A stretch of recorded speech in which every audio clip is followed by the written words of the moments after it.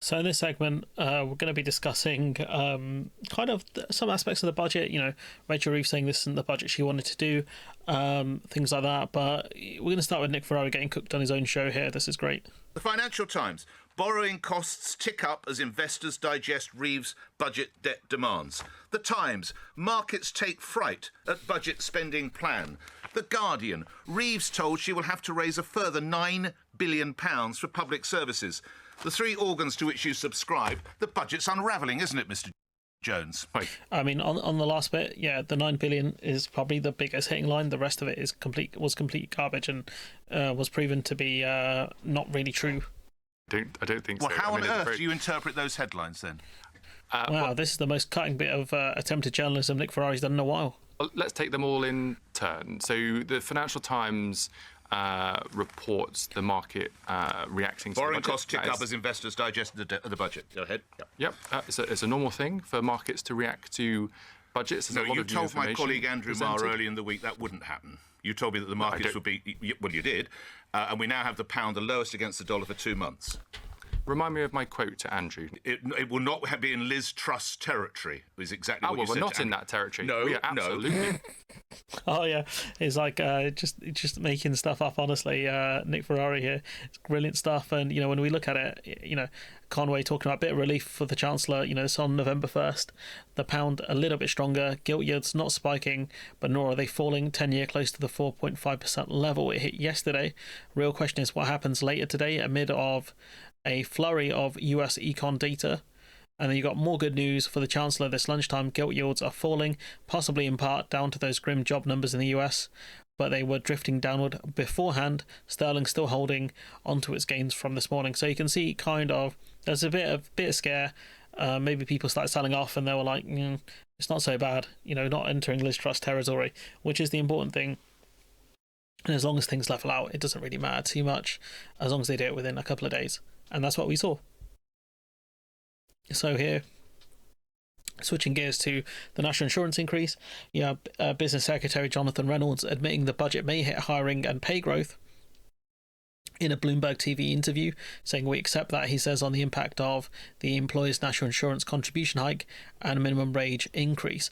And so the main reason that Labour did this is because they boxed themselves in when it came to taxes. Because they said they don't want to increase taxes on working people. And so what that meant is they didn't want any kind of sign on a payslip that your taxes have gone up, whether that's national insurance contributions or taxes. The only problem is they've frozen the threshold. So, when people's pay goes up effectively, they will see that they're paying more in tax anyways. But Reeves was saying, no increase in the rates of tax. But I don't think people kind of see the distinction there once they see the tax increases really start hitting them because of fiscal drag. So the Labour Party kind of admitting it will have a knock-on effect on working people anyways. Rachel Reeves discussing this. This is an exceptional budget to get our public finances back on a firm footing. I will not have to do anything like this ever again. It's not the summit of my ambition. This is our first budget, and we want to do more. That's why we've already started work on planning reforms, more to get people off of long-term sickness benefits and back into work. It's why to be fair, them sending work coaches into mental health wards is a bold strategy. Let's see how that goes for them. We're reforming our pension system to unlock long-term capital to help small businesses and start-up and scale-up businesses. When they want to start scaling up, they're going to have to pay more in terms of national insurance contributions for their employees, and they're definitely going to take that into account. To grow. So there's more to be done, and there's more plans that we're bringing forward to lift that growth rate. But I also say this, Asma, the OBR yesterday, for the first time, as well as those 5-year forecasts that you're looking at, looked at the implications for growth of the policies we announced in the budget.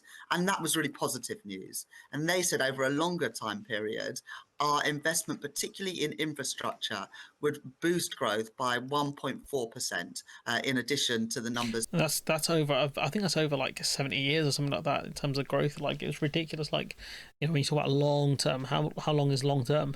You've just spoken about, that's a big boost to growth. I'm proud of that, and it shows that for the first time in a long time we've got our government that is making the decisions in the long-term interests of the country, not just short-term gimmicks. But do we want to do more? Do we want faster and stronger growth? absolutely, and we've got plans to deliver just that. So not extending the freeze on tax thresholds beyond 2028, that sounds like good news. But I presume that you can't... I mean, 2028 is a long time away. To be honest, keeping those thresholds in place is a joke, in my opinion. You know, that is effectively a stealth tax on people. Guarantee that you won't revisit that you might actually get to 2028 and say, actually, you know what, we are going to extend the freeze. That'd be one of the dumbest policies, because that's something where if you lift the freeze and you lift the threshold, people will feel it directly and be able to see that in their payslips. Lifting the freeze would be a great idea, especially before an election. Can you guarantee it? I'm not going to be able to write future budgets, but look, this was an exceptional budget. This budget was to wipe the slate clean after the mismanagement. The thing is, you know, that 9 billion figure, that they're going to have to figure out where they're going to get that money from. That's going to be one of their big problems. I think that's from the OBR. You know, we're going to be discussing more kind of Reeves getting cooked on this national insurance thing. Okay, let's be clear. You did raise national insurance tax. Leave aside what that does to your conscience on whether you've broken a pledge or not. Tax experts have told us this is one of the worst taxes to increase. On employers, it just discourages hiring, it encourages avoidance, it depresses longer-term wages. Why would you do that? Just to save an election promise, but to make a bad policy? It was a dumb election pledge, that's why. People would want to pay more in tax if it meant better public services. That's one of the big mistakes the Tories made during the last election, or their last cycle. Well, there were two choices on national insurance. Many people said, given that the previous government cut national insurance based on a false premise, the premise being that the money was there, that what... I mean, you backed it, though. You voted for that national insurance cut. What I should have done was just reverse that. I think that would have been the wrong choice, because if I had done that, all of the burden would have been felt by working people. By choosing to... That's not true, though. You could have reversed it and done other taxes. So, you know, this idea, if I did this one thing, all the burden would be on one group of people, when you could have done all of the other changes you did, plus reverse the national insurance cut that you voted for.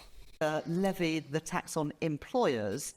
It's then up to employers to find ways to absorb however they can. That's just disingenuous. Well, you will know what the OBR has said, that they've downgraded their forecast for household income because of what has happened to NICs on employers, because fundamentally it does impact people's incomes, and it's just naive to pretend it doesn't. I'm not saying that it doesn't, Emily, but what I am saying is that the choice was between increasing employee or employer national insurance. You could have just raised 2p on the income tax altogether. You could have said, do you know all of that would be a fair tax on everyone. No, it wouldn't, because all of that burden would have been on working people. The way that I have structured it is that businesses will pay that tax. It's increases that they won't see now in their pay packets. That is the point. And that's the point I've been making. The whole reason that they've done this is so people don't see the increase directly on their pay packet, and therefore won't associate directly with the government as easily. I accept that some of that burden will be felt on employees. But if I had an increased employee national insurance or income tax, all of the burden would have been felt by working people. And of course, as well as the national insurance changes that I made today, I also increased the employment allowance. So the smallest businesses, 1 million of them, will pay either no more national insurance or indeed less national insurance than they were previously. Paul Johnson has said that is small beer. Well, he doesn't run a business, but the Federation of Small Businesses represents thousands and thousands of small businesses, and they've welcomed this. In fact, it's something they've been calling for a long time, and it does mean that the smallest businesses, 1 million of them, will be paying less or no. Which is fine, but, you know, in terms of the other businesses that are going to be impacted by this, are they backing it? I don't think so. No more national insurance. But Chancellor, a friend of mine, he runs a business, employs 40 people, travel consultancy, and he says that the 40,000 extra in national insurance means there will be no annual bonus for the staff. Yes, Cap. I reckon if this business makes money, profit, it should be giving an annual bonus. If it doesn't make profit, then fair. But, you know, I wouldn't be surprised if it does. And therefore, you know, I think this is Cap. Now, that's obviously directly affecting their incomes. Was there an annual bonus next year? Or last year even? Because of what you've done on, employers' national insurance contributions. Well, I faced a situation when I became Chancellor in July that there was this massive black hole in the public finances. And the first line of our first mission in our manifesto was to bring stability back to the economy. So I had to put our public finances on a firmer footing. It's not possible to do that without raising taxes in the circumstances that I inherited as Chancellor. I then had to choose how to go about doing that.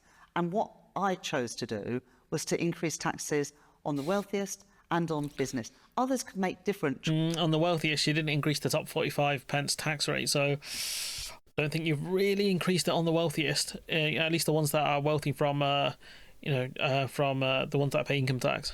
Choices. But I've done everything in my power to protect working people with the choices that I made today.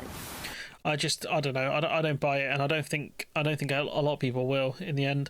There's a big discussion around this. Why Rachel Reeves missed an opportunity to raise 900 million from online casinos. So Rachel Reeves has been criticised over a missed opportunity to raise 900 mil from online casinos in her first budget, amid concerns about the Labour Party's ties to the £11 billion a year gambling sector.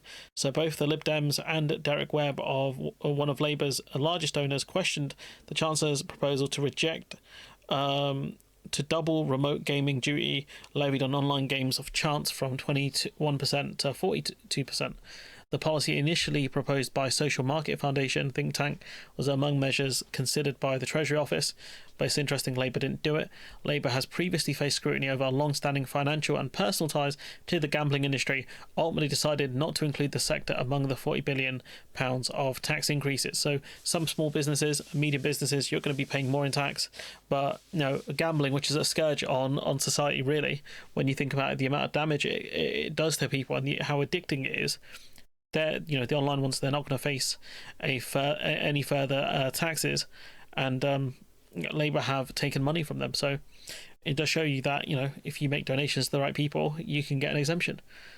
So there's that, and then there's the final thing I want to discuss, which is the two biggest goons discussing the budget. Why are these people on TV? I don't get it. Please stop this. What do former Labour frontbencher Jonathan Ashworth and former Chancellor Kwasi Kwarteng, famous for one of his budgets, what do they make of this one? Kwarteng, okay, fair enough. At least he's got relevance to our budget and stuff. Jonathan Ashworth, I don't know if does he have a family? Does he have relatives that care about him? Because I don't get how he's on TV every 2 minutes, while we have to have these two former Labour MPs on every 2 minutes. I just don't get it. Just get a day job, pal. Stop being on TV. You're a failure. You lost to an independent candidate. You're a loser. An actual loser. You lost a safe seat to an independent because your idiocy led you to start attacking minorities, and those minority people, your constituents, voted you out. You absolute moron. I'm sick of this geezer. Get him gone. Honestly. Well, I'm going to leave it there. Let me know what you think in the comments below. Like, comment, share, subscribe. Nick Ferrari getting cooked, and the budget, despite it being not good, wasn't as bad as Truss's budget, despite what the Tories and the media wanted you to think. But anyways, I'm going to leave it there. Let me know what you think in the comments below. Like, comment, share, subscribe. Support the channel on Patreon if you can, and hopefully I'll see you in the next one.